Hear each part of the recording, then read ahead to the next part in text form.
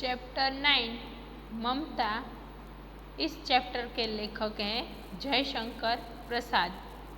जयशंकर प्रसाद का जन्म 30 जनवरी 1889 में वाराणसी में हुआ। प्रसाद जी मूलतः कवि हैं।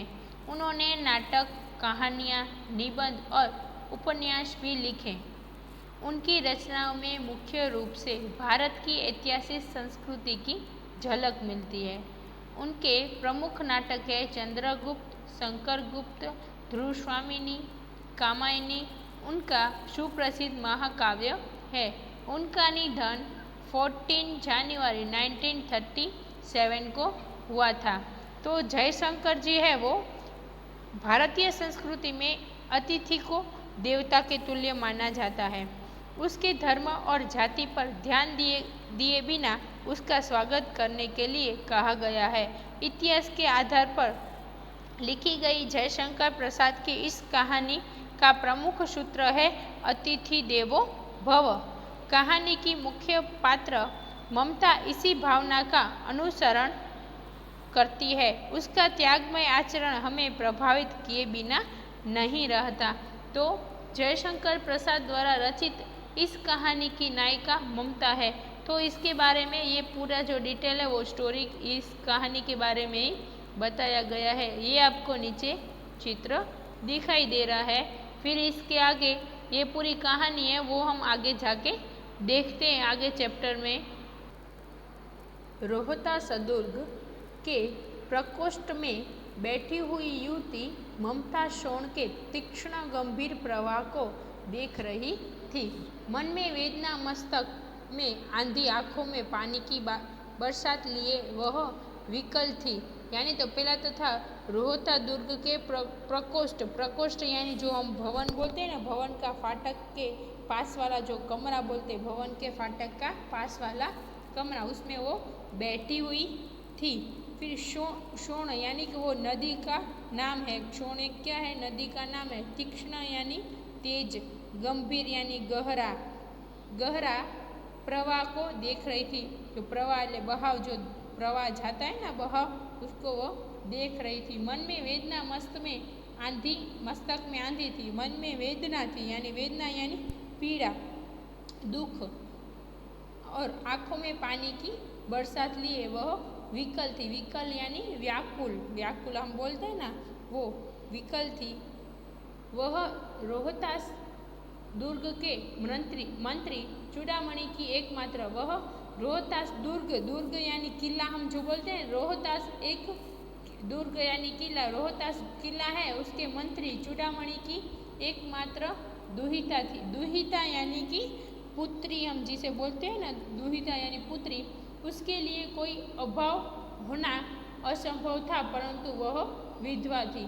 यानी उसके लिए जो कोई अभाव होना था वो क्या था, तो कि वो असंभव था, परंतु वह थी विधवा थी। उसका पति गुजर गया था। उसकी विडंबना का अंत कहाँ था? यानी विडंबना यानी कि मुश्किल हम थे, वो उसकी मुश्किल का अंत ही नहीं था। चूड़ामणि ने चुपचाप उसे प्रकोष्ठ में प्रवेश किया, यानी उसको भवन में, उसको हम बोलते हैं ना जो पास वाला भवन के फाटक के पास वाला जो कमरा होता है वो, उस पर उसको बुलाया यानी प्रवेश किया। शोण के प्रवाह, और यानी कि हम शोण का प्रवाह बोल सकते तो शोण का प्रवाह यानी तरंग जैसा, तरण के जैसा प्रवाह होता है ना, तरण बोलते झरना टाइप प्रवाह। और उसके कलनाद में ममता अपना जीवन मिलाने में बेसुध એટલે કે बेध्यान, उसको पता ही नहीं था। पिता का आना न जान सकी, यानी पिता वो आना वो जान सकी नहीं। चूड़ामणि व्यथित यानी चिंतित हो उठी थी। स्नेह पालिता पुत्री के लिए क्या करे यह स्थिर न कर सकते थे। यानी स्नेह पालिता थी पुत्री, उसके लिए क्या करे यह स्थिर न कर सकता, यानी नक्की नहीं कर सकता था। लौटकर बाहर चले गए ऐसा प्राय यानी कदाच, लौटकर बाहर चले गए कदाच होता, परंतु आज मंत्री के मन में बड़ी दुश्चिंता थी। ऐसे कैसे हो सकता था, ऐसी उनकी एक चिंता ही बनी रही थी। पैर सीधे न पड़ते थे, यानी उसकी चिंता ही मन में लग रही थी। फिर आगे एक पहर बीत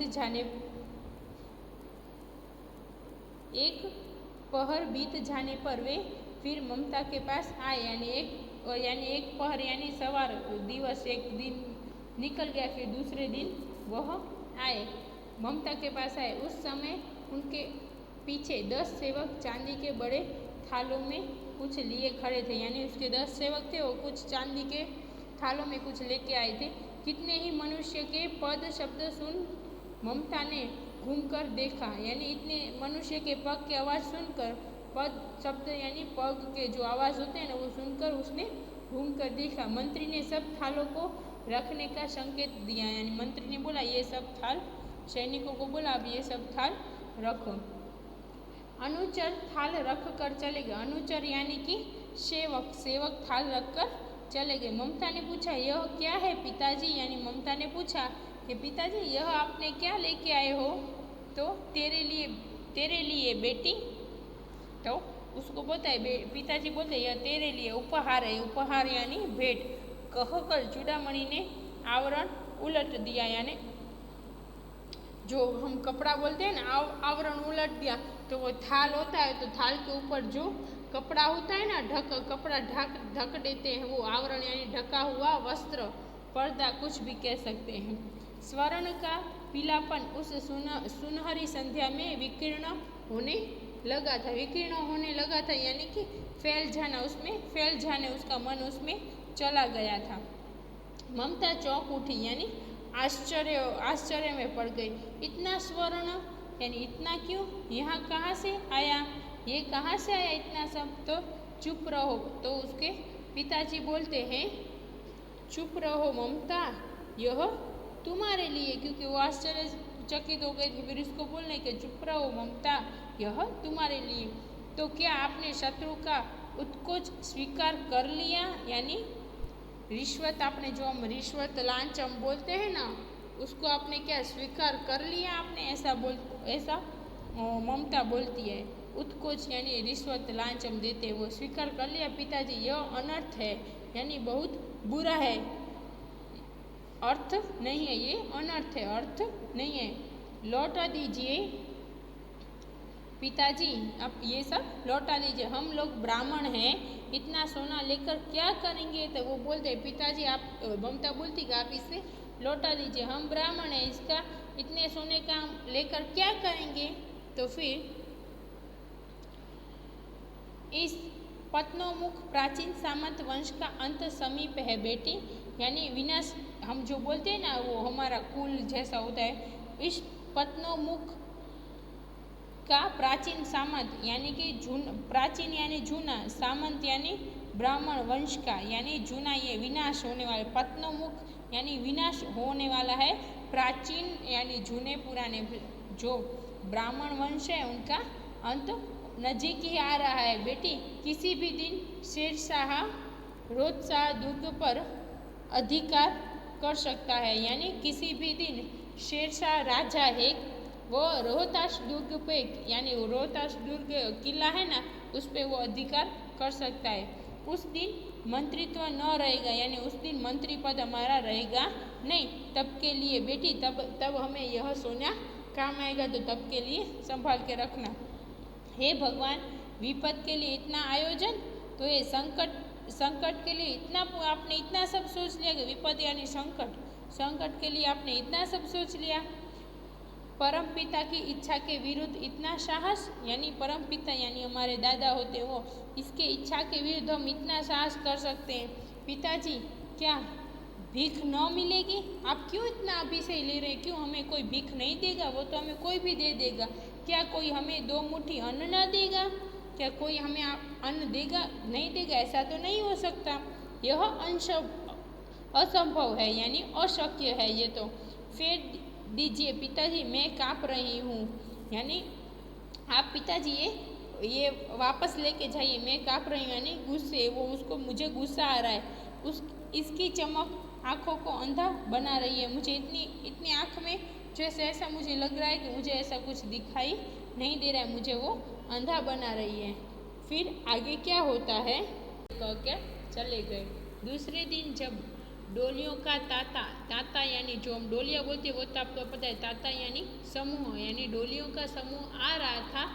मंत्री चूड़ामणि का हृदय यानी धक धक करने लगा, यानी घबराने लगा। वो जल्दी जल्दी धक धक करता है हमारा हृदय, वैसे वो घबरा गए थे। वे अपने को रोक न सके, यानी वो अपने को रोक नहीं सके। उन्होंने जाकर रोहतास दुर्ग के तोरण पर डालियों का आवरण खुलवाना चाहा, यानी रोहता दुर्ग के तोरण, यानी जो रोहता दुर्ग जो किला है ना, उसके तोरण यानी हम बोलते हैं ना, वो क्या बोलते हैं, आंगड़ा बोलते हैं, पर डोलियों का आवरण खुलवाना चाहा, यानी वो जो डोलियों में जो बैठा होते हैं ना उसके जो आवरण खुलवाना, यानी जो पर्दा होते हैं ना वो खुलवाना चाहा।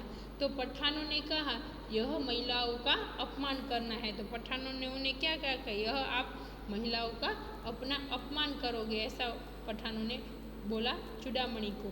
फिर बात बढ़ गई, बातों बातों में बात क्या हुई, बढ़ गई। तलवारों खींची, मंत्री वहीं मारे गए, यानी एक बात बढ़ गई तो एक दूसरे पर तलवार लिया और मंत्री वहाँ पे ही मारे गए। फिर मंत्री वहाँ मारे गए, राजा रानी और कोस सब छली शेरशाह के हाथ पड़े, यानी उसके बाद क्या हुआ, बात बढ़ गई ना, फिर तलवारों में खींची, मंत्री वहीं मारे गए। फिर राजा रानी और कोस सब छली शेरशाह के हाथ पड़े, यानी उसके पैर पड़ने लगे। फिर निकल गई ममता, फिर वहाँ से ममता निकल गई। डोली में भरे हुए पठान सैनिकों दुर्भाग्य यानी दुर्ग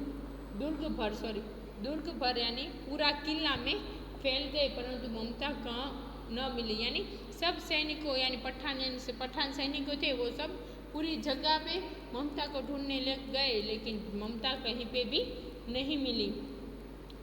काशी के उत्तर में स्थित धर्मचक्र विहार मौर्य और गुप्त सम्राटों की कीर्ति का खंडहर था, यानी कि काशी के उत्तर की साइड थी, वहाँ पे धर्मचक्र विहार मौर्य और गुप्त सम्राटों की कीर्ति का यानी कि उनका प्रसिद्ध खंडहर था। खंडित शिखरों वाले भवन तृणगुल्मों यानी कि घास और लता अथवा तो हम झाड़ी के हैं वो ढके हुए प्राचीन और ईंटों के ढेर में बिखरी हुई भारतीय शिल्प की, यानी कि वो ढके हुए या घास वो जो घास की झाड़ियों से ढका हुआ प्राचीन यानी जूना ईंटों के वो हम बोलते हैं ना वो ईंटों का ढेर हम बोलते हैं, वो बिखरी हुई भारतीय शिल्प की विभूति यानी समृद्धि। ग्रीष्म यानी ठंडी की चंद्रिका यानी चांद में स्वयं को शीतल कर रही थी। वो ऐसी जगह रह रही थी जहाँ गौतम का उपदेश ग्रहण करने के लिए पंचवर्गीय भिक्षु पहले मिले थे। यहाँ पे जहाँ पे गौतम का जो उपदेश था उसको ग्रहण करने के लिए वहाँ पे पंचवर्गीय भिक्षु पहले मिले थे उन्हें। उसी स्तूप के भग्नावशेष की मलिन छाया में एक झोपड़ी के दीपालोक में एक स्त्री पाठ कर रही थी। तो यहाँ पे वहाँ का उसी स्तूप यानी बौद्ध धर्म जो बौद्ध धर्मों के होते हैं ना वो के भग्नावशेष यानी खंडेर की मलिन छाया में एक झोपड़ी के दीपालोक में एक स्त्री पाठ कर रही थी। तो यहाँ पे जहाँ पे हम दीपालोक यानी जो हम दिया प्रगटा के रखते हैं ना हो वहाँ पे बैठे वह पाठ एक स्त्री थी, वो वहाँ पे बैठ के पाठ कर रही थी। वो पाठ कर रही थी, ये श्लोक बोल रही थी, यानी कि इसका मतलब है जो लोग अन्य भाव से इस जो हम बोलते हैं ये श्लोक, इसका मतलब है जो लोग अन्य भाव से मेरा चिंतन करते हैं उन भक्तों के योगक्षेम को मैं वहन करता हूँ, ऐसा इस श्लोक का अर्थ होता है। पाठ रुक गया यानी बीच में यह पाठ ही बोलते बोलते रुक गई। एक भीषण और हताश आकृति दीपक के मंद प्रकाश में सामने खड़ी थी, यानी एक पाठ रुक गया, फिर एक भीषण और हताश जो आकृति के दीपक के मंद प्रकाश वो थोड़ा थोड़ा प्रकाश आता है वहाँ के सामने खड़ी रह गई। स्त्री उठी, उसने कपाट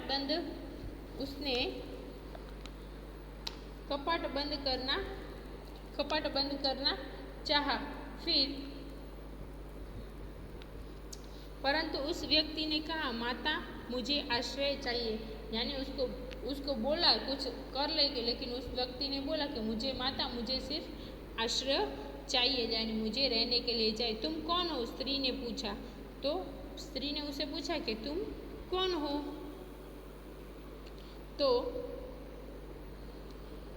मैं मुगल हूँ, चौसा युद्ध में शेरशाह से विपन्न, यानी कि मैं एक मुगल हूँ, चौसा युद्ध हुआ था उसमें शेरशाह के विपन्न यानी संकटग्रस्त होकर रक्षा चाहता हूँ। मैं संकट में हूँ, मैं मेरी रक्षा करना चाहता हूँ। इस रात अब आगे चलने में असमर्थ हूँ, यानी अभी इस रात के टाइम में मैं आगे चल सकूँगा नहीं, उसके लिए मैं समर्थ नहीं हूँ। क्या शेरशाह से? तो वो बोलता है, क्या शेरशाह से? तो स्त्री ने अपने ओठ का काट लिया, यानी को हम जो बोलते हैं ना क्रोध व्यक्त किया। तो फिर बोलते हैं, हाँ माता, परंतु तुम भी वैसे ही क्रूर हो, यानी निर्दय हम बोलते हैं ना, वो क्रूर यानी निर्दय निष्ठुर हम बोल सकते हैं। वो वही भीषण रक्त की प्यास, यानी ऐसे ही भीषण रक्त हमारा जो गर्म होता है उसकी एक प्यास जैसे उसे ऐसा लग रहा है, वही निष्ठुर, जैसे वो ममता अपने जो स्त्री थी उसमें जो हो रहा था वैसे निष्ठुर प्रतिबिंब तुम्हारे मुख पर भी है। सैनिक, मेरी कुटी में स्थान नहीं है। तो मेरी कुटी में स्थान नहीं है, जाओ कहीं दूसरा आश्रय खोज लो, यानी वो बोलती है कि सैनिक मेरी कुटी में स्थान यानी नहीं है जगह, तू दूसरी जगह खोज लो तुम्हारे रहने के लिए। गला सूख रहा था, यानी प्यास लगी थी। साथी छूट गए हैं, यानी मेरे जो साथी थे वो छूट गए। अशव गिर गए हैं, इतना थका हुआ हूँ। इतना कहते कहते वह व्यक्ति धम्मस से बैठ गया। इतना थका हुआ हूँ, मेरे साथी भी जुट गए, मुझे प्यास लगी, ऐसे कह के वो बैठ गया। उसके सामने पूरा ब्रह्मांड घूमने लगा, यानी ये चक्कर आने लगे। ब्रह्मांड घूमने लगा यानी उसे चक्कर आने लगे। स्त्री ने सोचा, यह विपत्ति कहाँ से आई? तो स्त्री ने सोचा, ये ऐसी मुश्किलें मुझे कहाँ से आई मेरे पास? तो उन्होंने स्त्री ने उसे जल दिया। फिर आगे क्या? प्रभात में खंडहर की संधि से ममता ने देखा, यानी खंडहर यानी खंडेर, संधि यानी सुराख यानी जोड़ हम बोलते हैं, वो से ममता ने देखा सैकड़ों अश्वारोही उस प्रांत में घूम रहे थे। प्रांत यानी प्रदेश, अश्वारोही यानी घुड़सवार हम बोलते हैं ना, घुड़सवार। वह अपनी मूर्खता पर स्वयं को कोसने लगी। वो उसने ऐसा किया ना, उसने ऐसी मूर्ख जैसे व्यवहार किया तो उसको वो स्वयं अफसोस करने लगी। वो खुद को कोसने लगी। एकाएक झोपड़ी से निकलकर उस पथिक ने कहा, मिर्जा मैं यहाँ हूँ, यानी वहाँ से वो झोपड़ी में से निकला और बोला कि मिर्जा। पथिक ने कहा कि मैं यहाँ पे हूँ। शब्द सुनते ही प्रसन्नता की चित्कार, यानी प्रशंसा से भरी हुई ऐसी चित्कार ध्वनि से वह यह बोलने लगी। वह प्रांत गूंज उठे, यानी वह बोली, वह गूंज उठे। ममता अधिक भयभीत हुई, यानी अधिक उसे भयभीत ऐसा भय जैसा लगा, भयभीत हुई। पथिक ने कहा, वह स्त्री कहाँ है, उसे खोज निकालो। वो बोलते कि वह स्त्री कहाँ है, उसे खोज निकालो। ममता छिपने के लिए अधिक सचेष्ट हुई, यानी वो अधिक कैसे होने लगी, कभी मैं कहाँ पे ही छुप जाऊँ। वह मुर्ग दाव में चली गई। वह कहाँ चली गई? तो के वह मुर्ग दाव में चली गई। तो मुर्ग दाव यानी कि शिकारियों के भय से मुर्गों के छिपने का वह वन जिसमें पर्याप्त मुर्ग हो उसे हम बोलते हैं मुर्ग दाव, यानी शिकारियों के भय से वो जहाँ पे हम छुप जाते हैं ना, वो वहाँ वो चली गई। दिन भर उसमें से न निकली। संध्या हो गई, वे लोग जाने लगे, यानी पूरा दिन वहाँ पे ही रही, वहाँ से निकली नहीं। शाम हो गई, संध्या यानी शाम हो गई, वे लोग जाने भी लगे। ममता ने सुना पथिक घोड़े पर सवार होते हुए कह रहा था। तो ममता ने सुना कि एक पथिक था, वो घोड़े पर सवार हुए कह रहा था, मिर्जा उस स्त्री को मैं कुछ दे न सकूं, उसका घर बनवा देना, क्योंकि मैंने विपत्ति में यहाँ विश्राम पाया था। यानी वो मिर्जा उस स्त्री को मैं कुछ दे ना सका, क्योंकि मैं उसको कुछ नहीं दे सका, लेकिन मैं उसके घर पे रुका था यानी विश्राम किया था, क्योंकि मैंने विपत्ति में वहाँ यहाँ विश्राम पाया था। यह स्थान भूलना मत। उसके बाद वे वहाँ से चले गए। फिर उसे बोले कि यह स्थान तू भूलना मत, यहाँ पे उसको झोपड़ा बना देगा ना, ऐसा वो बोल के फिर वहाँ से चला गया। फिर चौसा के मुगल पठान युद्ध को बहुत दिन बीत गया, यानी जो ये युद्ध हुआ था उसको बहुत दिन बीत गए थे। ममता अब 70 वर्ष की वृद्धा है। वो 70 वर्ष की यानी 70 वर्ष की हो गई है। एक दिन वह अपनी झोपड़ी में पड़ी थी। शीतलकाल यानी ठंडी थी, तब शीतलकाल यानी ठंडी यानी शियाड़ा में बोलते वो, उसका प्रभाव था। उसका जीर्ण कंकाल खांसी से गूंज रहा था, यानी उसको खांसी हो गई थी, उसका आवाज़ जैसा हो गया था। ममता की सेवा के लिए गांव की 2-3 स्त्रियां घेर कर बैठी थी, यानी उसके यहाँ पूरा गोल बना के बैठी थी, क्योंकि ममता आजीवन सबके सुख दुख की सहभागी बनी थी। क्योंकि ममता वो हर किसी को भी कोई परेशानी थी तो ममता उसका साथ देती थी, इसलिए दूसरी स्त्री भी इसका सहभागी बनने के लिए आई। ममता ने जल पीना चाहा। एक स्त्री ने सीपी से जल पिला, यानी एक स्त्री ने उसे जल दिया। फिर सहसा यानी त्यार तुरंत एक अश्वारोही उसी झोपड़ी के द्वार पर दिखाई पड़ा, यानी एक घोड़े पर सवार वहाँ पे एक आदमी आया, वहाँ से वो उसके द्वार पर दिखाई दिया। वह अपनी धुन में कहने लगा, मिर्ज़ा ने जो चित्र बना कर दिया है वह तो इसी जगह का होना चाहिए। यानी मिर्ज़ा ने वो तो बोला कि मिर्ज़ा ने जो चित्र बना के दिया है वो इसी जगह का ही होना चाहिए। वह बुढ़िया मर गई होगी, ऐसा वो बोल रहा है। अब किसके पूछूं कि एक दिन शहंशाह हुमायूं किस छप्पर के नीचे बैठे थे। यानी वो पूछ कि वो जहाँ पे यहाँ पे जो स्त्री रहती थी वो तो शायद मर गई होगी। अभी मैं किसे पूछूं कि यहाँ पे उस दिन एक दिन के लिए शहंशाह हुमायूं किस छप्पर के नीचे बैठे थे, यानी वहाँ पे उसकी झोपड़ी में बैठी थी। यह घटना भी तो 47 वर्ष के ऊपर थी। यह घटना कितने ऊपर थी, तो यानी 47 वर्ष के बाद ये घटना, तब की घटना कैसे याद होगी। तो ममता ने अपने विकल कानों से सुनाई। ममता ने वह सुन लिया। उसने पास की स्त्री से कहा, उसे बुलाओ। दूसरे उसके पास में जो स्त्री बैठी थी उसको कहा कि तुम उसे बुलाओ। अश्वारोही पास आया, यानी वह पास आया। ममता ने रुक कर कहा, मैं नहीं जानती कि वह शहंशाह था या साधारण मुगल। तो वो बोलती है कि ममता बोलती है कि मैं नहीं जानती कि वो कौन था, शहंशाह था या कोई मुगल था, पर एक दिन इसी झोपड़ी के भी नीचे वह रहा था। एक दिन वह इसी झोपड़ी के नीचे रहा था, ऐसा ममता बोली। मैंने सुना था कि वह मेरा घर बनाने की आज्ञा दे चुका था। तो ममता बोली कि मैंने ऐसा सुना था कि वह किसी को मेरा घर बनाने के लिए आज्ञा दे रहा था, वो मैंने सुना था।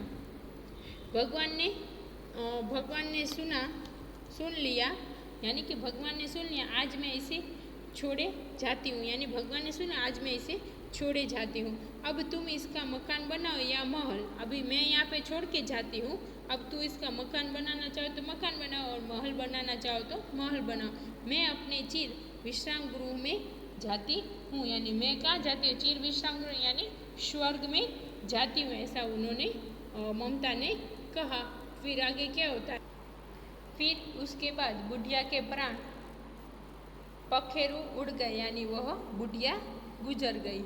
फिर वह अश्वारोही अवाक खड़ा रह गया, यानी वहाँ पे वो जो घोड़े सवार आया था वो वहाँ पे खड़ा रहा। वहाँ एक अष्टकोण मंदिर बना और उस पर शिलालेख लगाया गया है। वहाँ पे एक अष्टकोण मंदिर बनाया गया उस जगह पे, और वहाँ पे शिलालेख लगाया गया। सातों देश के नरेश हुमायूं ने एक दिन यहाँ विश्राम किया था, यानी सातों देश के जो नरेश हुमायूं थे उन्होंने एक दिन यहाँ पे विश्राम किया था।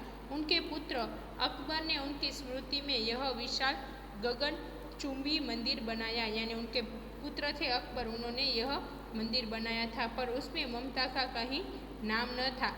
लेकिन वह सब जगह ममता की थी, लेकिन ममता का उसमें कहाँ भी नाम नहीं दिया गया, क्योंकि सिर्फ वहाँ पे उन्होंने विश्राम किया था तो उसको एक मंदिर बना दिया और शिलालेख लगाया गया। ममता का कोई नाम लिया भी न गया।